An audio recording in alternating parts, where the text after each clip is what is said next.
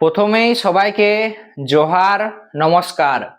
কুর্মী সমাজের মধ্যে একটা বহু প্রচলিত প্রবাদ রয়েছে। সেই প্রচলিত প্রবাদটা কি না, বহু কাঠে মহুল সিজে, বহু কাঠে মহুল সিজে এবং কি না বহু কথায় কুর্মী বোঝে। সেই প্রচলিত প্রবাদটা কি না, বহু কাঠে মহুল সিজে, বহু কথায় কুর্মী বোঝে। তো চলো আজকের ভিডিওর মূল আলোচনায় আসার আগেই তোমাদের সকলকে আগে দুটা ভিডিওর ক্লিপ দেখায়, তারপরে ভিডিওর বিস্তারিত আলোচনায় আসছি। তো প্রথমেই তোমরা এই ভিডিওটা সরাসরি দেখতে পাচ্ছ। মানুষ কিন্তু আপনার সমর্থনে থাকবে না। আমি আপনাকে বলি, প্রথমত শুনে নিন। আপনার কুর্মী কমিউনিটির লোকেরা কোনোদিন আমাদের ভোট দেয়নি। ক্যামেরার সামনে বলছি, শুনে নিন। পুরুলিয়াতে 2019 সালে বিজেপির প্রার্থী 2 লাখ ভোটে জিতেছে। তো এইটা হলো প্রথমের ভিডিও। এরপরে দ্বিতীয় নাম্বারের খবরটা আর একটা দেখায়, আর একটা ভিডিও দেখাই। কুর্মী সমাজ কোনো ফ্যাক্টর নেই, কুর্মী পার্টি হয়ে গেছে, ওটা সমাজ নেই। কুর্মী সমাজকে, কুর্মী তো এইটা সমাজের হলো মানুষকে দ্বিতীয় নাম্বারের ভিডিও। তো প্রথমেই বলে রাখি একটা কথা, যে ভিডিওটা কখনকার না, প্রথমে তোমরা যে ভিডিওটা দেখলে সেই ভিডিওটা হলো 2023 সালের। কত সালের? 2023 সালের, যখন পঞ্চায়েত নির্বাচন হয়, পঞ্চায়েত নির্বাচনের সময়ের ভিডিও। সেই সময় অভিষেক বন্দ্যোপাধ্যায় যখন তার জনজোয়ার কর্মসূচিতে জঙ্গলমহলে আসছিলেন, ঠিক সেই সময় দেখা যায় কুর্মী সমাজের নেতাদের সাথে ওনার যে বার্তালাপ হয়, সেই সময় উনি একটা মন্তব্য করে বসেন। সেই মন্তব্যটা কি না, কুর্মী সমাজ কোনোদিনও তৃণমূলকে ভোট দেয় নাই, কুর্মী সমাজ নাকি তৃণমূলকে ভোট দেয় নাই।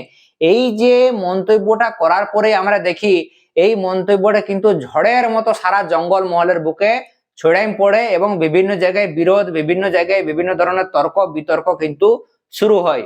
এটা পঞ্চায়েত নির্বাচনের সময় দেখা যায়। ঠিক তারপরে আমরা দেখি লোকসভা নির্বাচন হয় কত সালে না, 2024 সালে। আর সকলেই হয়তো জানো যে লোকসভা নির্বাচনে আমাদের পুরুলিয়া লোকসভা কেন্দ্র থেকে নির্দল প্রার্থী হিসাবে লড়াই করেছিলেন অজিত প্রসাদ মাহাতো।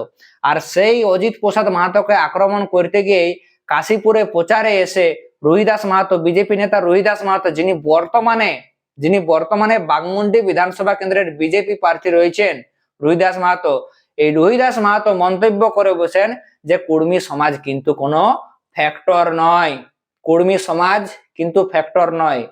তাহলে এই যে দুটা বড় বড় নেতার দুই ধরনের যে বক্তব্য বা কুর্মী জাতিকে নিয়ে যে দুই ধরনের মন্তব্য যে করেছেন, এই মন্তব্যটা বাস্তবে কি যুক্তিসম্মত?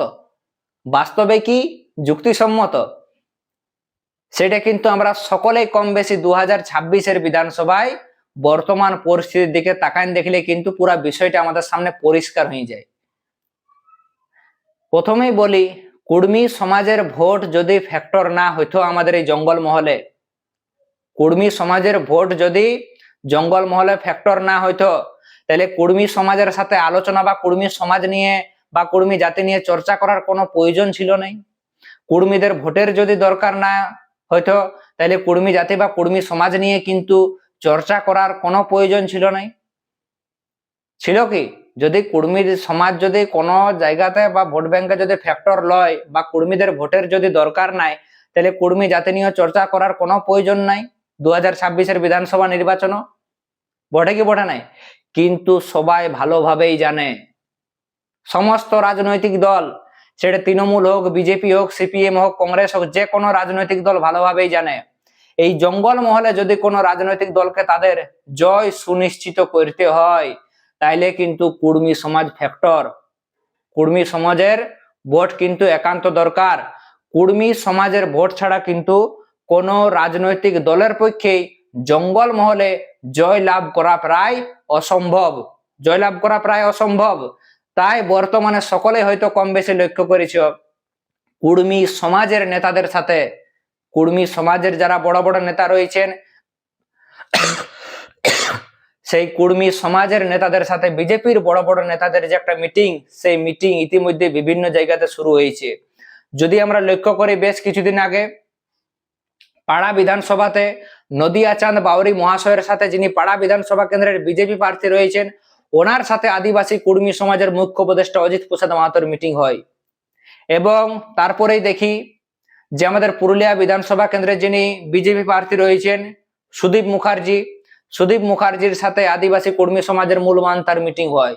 ঠিক গতকালকে আমরা দেখি যে কাশীপুরের মাটি থেকে রোহিদাস মাহাতো মন্তব্য করেছিলেন যে কুর্মী সমাজ ফ্যাক্টর নয়, সেই কুর্মী নেতার সাথেই কুর্মী সমাজের সাথেই মিটিং হয় ভারতীয় জনতা পার্টির।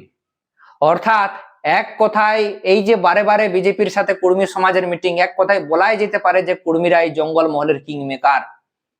শুধুমাত্র তাই নয়, অভিষেক বন্দ্যোপাধ্যায় থেকে শুরু করে মাননীয় ডায়মন্ড হারবারের সাংসদ তৃণমূল নেতা অভিষেক বন্দ্যোপাধ্যায় থেকে শুরু করে যে সমস্ত বড় বড় নেতা, সেটা তৃণমূল হোক, বিজেপি হোক বা কংগ্রেস হোক বা সিপিএম হোক, যে সমস্ত বড় বড় নেতারা জঙ্গল মহলে ভোট রাজনীতির প্রচারে এসেছেন, তারা সকলে কিন্তু কুর্মী সমাজ নিয়ে মন্তব্য করেছেন। সকলে কিন্তু কুর্মী সমাজ নিয়ে মন্তব্য করেছেন।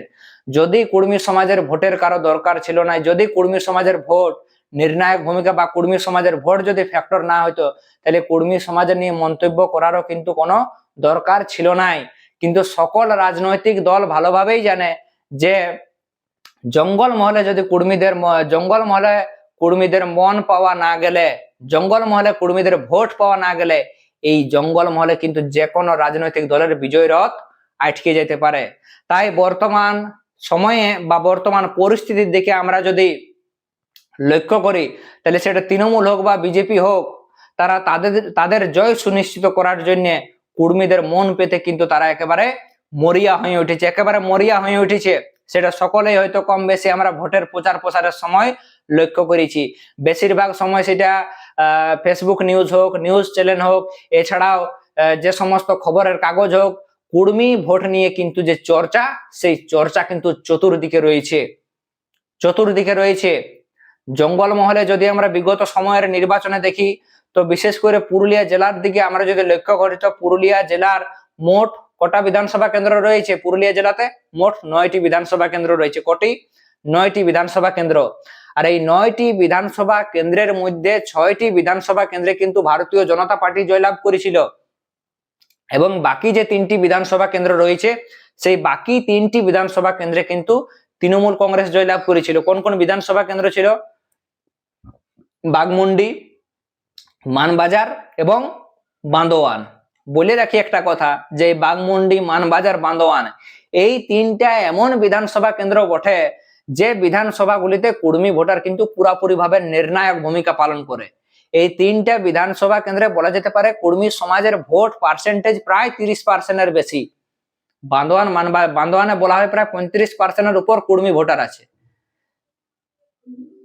শুধুমাত্র এই 3টা বিধানসভা কেন্দ্রই নয়, আমাদের জঙ্গল মহলে এমন 25 থেকে 30টা এমন বিধানসভা কেন্দ্র রয়েছে। পুরুলিয়া, বাঁকুড়া, ঝাড়গ্রাম, পশ্চিম মেদিনীপুর, এই 4 জেলায় এমন বিধানসভা কেন্দ্র রয়েছে যেখানে কোনো জায়গাতে কুর্মী ভোটারের সংখ্যা 10 থেকে 15%, আবার কোনো জায়গাতে 15 থেকে 25%, আবার কোনো জায়গাতে 25 থেকে 40%-এর মতো।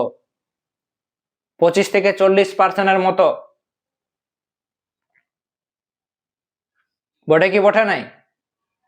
তাহলে এই যে জঙ্গল মহলে কুর্মী ভোট ছাড়া কোনো রাজনৈতিক দল জিততে পারবে না, বা কোনো রাজনৈতিক দলকে যদি জয়লাভ করতে হয়, তাহলে অবশ্যই কিন্তু কুর্মীদের ভোটের দরকার আছে।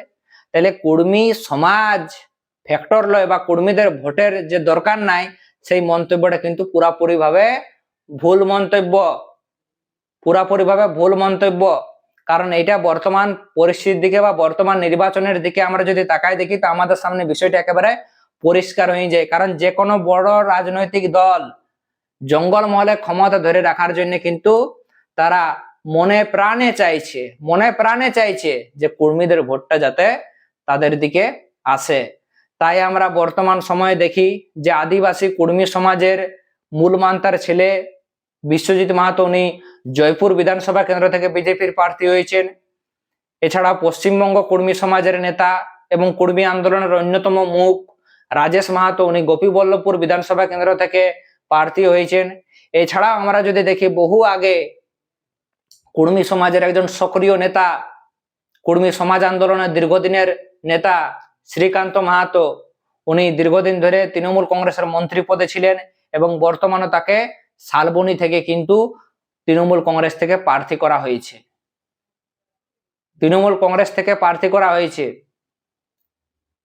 তাইলে একটা কথা বলাই যেতে পারে যে জঙ্গল মহলে ভোট রাজনীতির অঙ্কে কিন্তু কুর্মী সমাজ পিছিয়ে নেই, কুর্মী জাতি বা কুর্মী সমাজ কিন্তু পিছিয়ে নেই।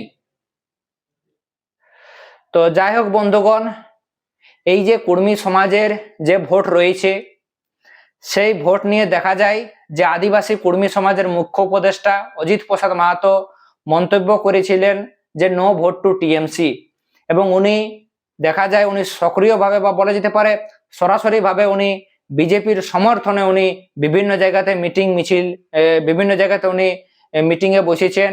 যেমন আমরা দেখি গতকাল কাশীপুর বিধানসভা কেন্দ্রের যিনি বিজেপির প্রার্থী রয়েছেন কমলাকান্ত হাসদা, এবং এছাড়াও দেখা যায় পুরুলিয়া বিধানসভা কেন্দ্রে যিনি বিজেপি প্রার্থী রয়েছেন সুদীপ মুখার্জি, এছাড়াও দেখা যায় যিনি পাড়া বিধানসভা কেন্দ্রের যিনি প্রার্থী রয়েছেন নদিয়া চাঁদ বাউরি মহাশয়, এছাড়াও বিশেষভাবে অজিত বাবু যেটা মন্তব্য করেছেন শুধুমাত্র এই 3 বিধানসভা কেন্দ্রেই নয়, ভোটের আগে পুরুলিয়া জেলাতে যে সমস্ত কর্মী বহুল এবং জঙ্গলমহলে যে সমস্ত কর্মী বহুল বিধানসভা কেন্দ্রগুলি রয়েছে সে সমস্ত জায়গাতেই কর্মী সমাজের মানুষের এই ধরনের মিটিং আলোচনায় সরাসরি বিজেপির সাথে বসবে। এক কথায় বিজেপিকে সরাসরি সমর্থনের কথা কিন্তু উনি বলেছেন।